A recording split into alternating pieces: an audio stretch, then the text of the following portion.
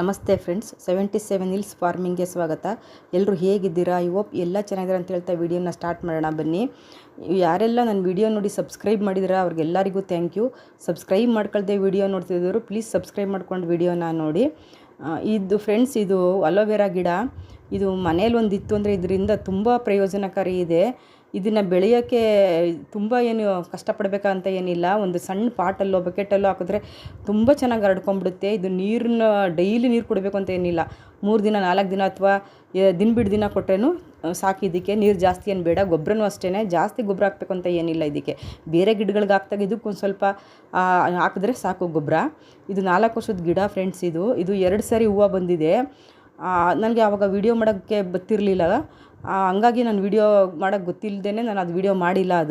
ಆ ಹೂವು ಬೇಗ ಒಣಗಲ್ಲ. 1 ತಿಂಗಳು 1.5 ತಿಂಗಳು ಇರುತ್ತೆ. ಅದು ಒಣಗಲ್ಲ. ಅದು ನೋಡೋಕ್ಕೂ ಅಷ್ಟು ತುಂಬ ಚೆನ್ನಾಗಿ ಸೌಂದರ್ಯವಾಗಿ ಕಾಣಿಸುತ್ತೆ. ಅದು 2 ಸತಿ ಹೂವು ಬಂದಿದೆ. ಇದು ತುಂಬ ಹಳೆ ಗಿಡದಲ್ಲಿ ಅದು ಹೂವು ಬರೋದು.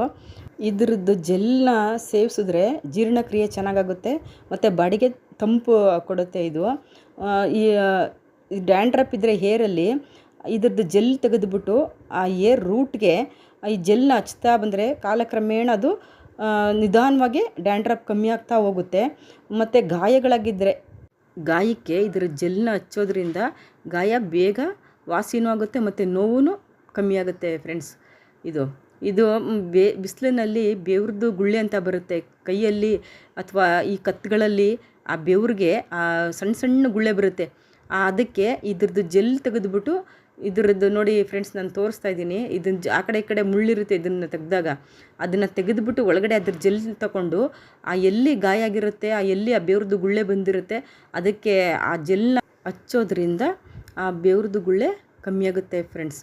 ಮತ್ತು ಮುಖಕ್ಕೆ ಇನ್ಸ್ಟೆಂಟಾಗಿ ಗ್ಲೋನ ಎಷ್ಟು ಚೆನ್ನಾಗಿ ಕೊಡುತ್ತೆ ಅಂದರೆ ಈ ಮುಖಕ್ಕಾಗಲಿ ಅಥವಾ ಕೈ ಕಾಲಿಗೆ ಈ ಬಿಸಿಲಿಗೆ ಟ್ಯಾನ್ ಆಗಿರುತ್ತಲ್ಲ ಅದಕ್ಕೆ ಇದ್ರದ್ದು ಜೆಲ್ನ ತೆಗೆದುಬಿಟ್ಟು ಅದಕ್ಕೊಂದು ಸ್ವಲ್ಪ ಅರಿಶಿನ ಹಾಕ್ಬಿಟ್ಟು ಮಿಕ್ಸ್ ಮಾಡಿ ಹಚ್ಚೋದ್ರಿಂದ ಫೇಸು ಗ್ಲೋ ಬರುತ್ತೆ ಫ್ರೆಂಡ್ಸ್. ನಾನು ವಿಡಿಯೋ ನೋಡೋದಕ್ಕಾಗಿ ಥ್ಯಾಂಕ್ ಯು. ಲೈಕ್ ಮಾಡಿ, ಶೇರ್ ಮಾಡಿ, ಸಬ್ಸ್ಕ್ರೈಬ್ ಮಾಡಿ.